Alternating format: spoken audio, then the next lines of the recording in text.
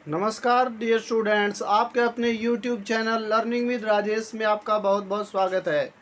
जैसा कि आपको पता है, कक्षा 10 के लोकतांत्रिक राजनीति बुक से हमने लेसन 1 कर लिया है, जिसका नाम था सत्ता की साझेदारी।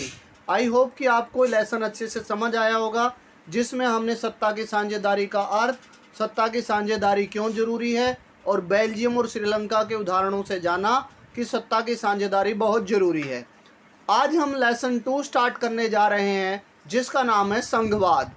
अब जैसा कि नाम से पता चल रहा है कि संघवाद का अर्थ क्या है, ये हम जानेंगे। सबसे पहले संघवाद का क्या अर्थ है, उसके बाद हम बाकी चीज़ों के बारे में जानेंगे।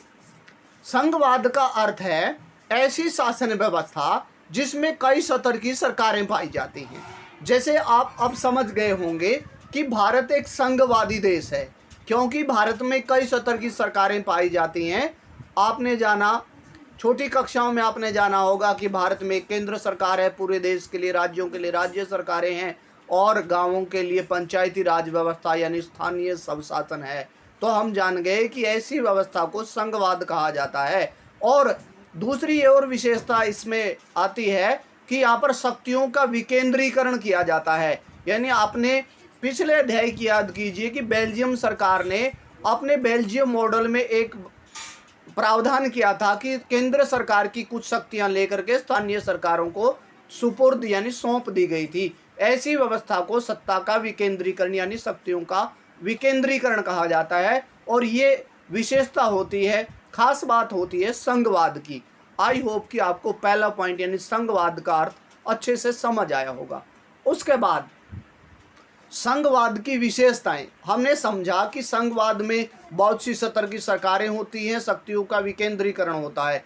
अब और क्या क्या विशेषताएं हैं यदि किसी देश में संघवाद पाया जाता है, तो और क्या क्या विशेषताएं। पहली विशेषता तो आपको पता है, कई स्तर की सरकारें। फिर दूसरी विशेषता होती है कि शक्तियों का विकेंद्रीकरण होता है। अब शक्तियों का विकेंद्रीकरण क्या होता है, अभी भी आपको पता चल गया होगा। उसके बाद देश में न्यायालय होता है, कोर्ट होते हैं, जो देश के संविधान की व्याख्या करते हैं, संविधान के रक्षक होते हैं और सरकारों की शक्तियों पर अंकुश लगाते हैं। हमने पिछले अध्याय में जाना था कि सत्ता की साझेदारी करने के लिए सत्ता को हम सरकार के विभिन्न अंगों में बांट सकते हैं, जिसमें न्यायपालिका भी है। और न्यायपालिका का कार्य क्या होता है, यानी संघवाद की एक विशेषता होती है कि वहाँ पर न्यायपालिका होती है, जो कि सरकार की शक्तियों के बारे में व्याख्या करती है और उन पर अंकुश भी लगाती है। उसके बाद संविधान की सर्वोच्चता। देश में, संघवादी देश में एक संविधान पाया जाता है और संविधान सर्वोच्च होता है। यानी संविधान में जो संघवादी सरकार की विशेषता है, यानी केंद्र सरकार के पास ये पावर रहेंगी, राज्य के संविधान में जो लिख दिया वो सर्वोच्च रहेगा, उसकी कोई अवहेलना नहीं कर सकता है। ये संघवाद की विशेषता है। उसके बाद यहाँ पर अधिकार क्षेत्र पाया जाता है। अब आप कहेंगे सर ये अधिकार क्षेत्र क्या होता है। हम जानेंगे कि अधिकार क्षेत्र एक ऐसा कानूनी दायरा होता है जिस पर किसी का वैधानिक यानी कानूनी अधिकार होता है।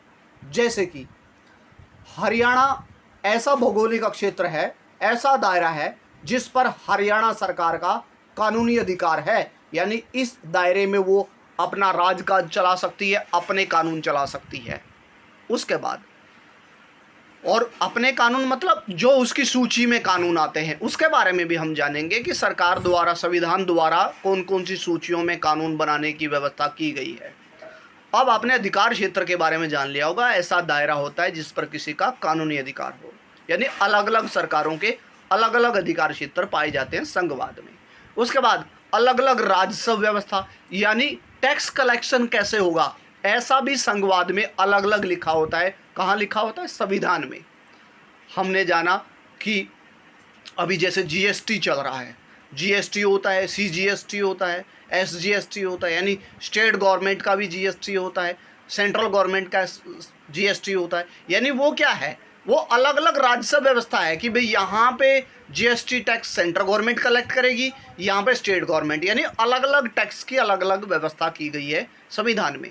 उसके बाद अलग एकता में वृद्धि में सहायक होता है संघवादी व्यवस्था, क्योंकि आप जानते हैं कि संघवादी सरकार में क्या होता है, संघवादी व्यवस्था में अलग अलग स्तर की सरकार होती है, अलग सत्र की सरकार होगी तो लोगों की भागीदारी ज़्यादा बढ़ेगी, लोगों की भागीदारी बढ़ेगी तो लोकतंत्र मजबूत होगा। और लोकतंत्र क्या काम करता है? देश में एकता तो बढ़ाने में मदद करता है। इस प्रकार आपने समझा कि संघवादी सरकार में लोगों की एकता में भी वृद्धि होती है। आई होप कि आपको दूसरा पॉइंट भी अच्छे से समझ आ गया होगा कि संघवाद की क्या विशेषता है। अब नेक्स्ट क्वेश्चन, क्या भारत एक संघीय देश है? यदि हाँ तो कैसे? ऊपर दी गई विशेषताओं से तो आप बिल्कुल ही समझ गए होंगे, अब आपको रटने की जरूरत नहीं पड़ेगी कि क्या भारत एक संघीय देश है। हाँ, भारत एक संघीय देश है। क्यों? क्योंकि भारत में कई स्तर की सरकारें हैं, भारत में न्यायालय है जो कि विभिन्न सरकार के अंगों पर नियंत्रण रखता है। हमने कक्षा 9 में पढ़ा था कि इसके पास न्यायिक पुनर्निरीक्षण की शक्ति है कि अगर विधायिका कोई कानून बना देती है उसको जांच सकता है, यानी न्यायालय के पास अच्छी पावर है। उसके बाद शक्तियों का विकेंद्रीकरण किया गया है, यानी शक्तियों का बंटवारा विभिन्न सरकारों में किया गया है, भारत में है। क्योंकि अब जानते हैं कि हरियाणा सरकार की अपनी पावर है, केंद्र सरकार की अपनी, पंचायतों की अपनी पावर है। वो क्या है? वो शक्तियों का विकेंद्रीकरण ही तो है। उसके बाद संविधान सर्वोच्च है, हमारे देश में भी सर्वोच्च है। उसके बाद अधिकार क्षेत्र, हर सरकार का अलग अधिकार क्षेत्र है, हरियाणा का अलग अधिकार क्षेत्र है, पंजाब का अलग अधिकार क्षेत्र है। इसलिए हम कह सकते हैं कि हमारा देश एक संघीय देश है। क्यों? क्योंकि हमने 4-5 पॉइंट अब जाने की, इसलिए भारत एक संघीय देश है। आई होप कि आपको पॉइंट समझ आ गया। उसके बाद भारत में जो है, भारत ही नहीं बल्कि विश्व के विभिन्न देशों में जहां पर संघीय व्यवस्था है, पावर के हिसाब से 2 प्रकार की सरकारें होती है। एकात्मक सरकार होती है, एक संघात्मक सरकार होती है। अब एकात्मक जैसा अर्थ से ही आप जान रहे हैं कि एकात्मक सरकार में या तो केंद्र एक ही सत्र की सरकार होती है, ज़्यादातर तो एक ही सत्र होता है, और एक ही सत्र होता है तो वो नीचे वाले सत्र या तो नहीं होंगे, या होंगे तो क्या करेंगी?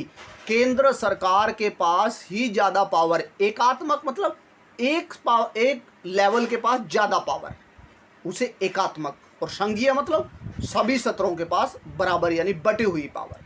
तो अब हम जानेंगे कि एकात्मक और संघात्मक शासन व्यवस्था में क्या अंतर है। एकात्मक सरकार ऐसी है जहां पर ज़्यादातर एक ही सत्र महत्वपूर्ण होता है।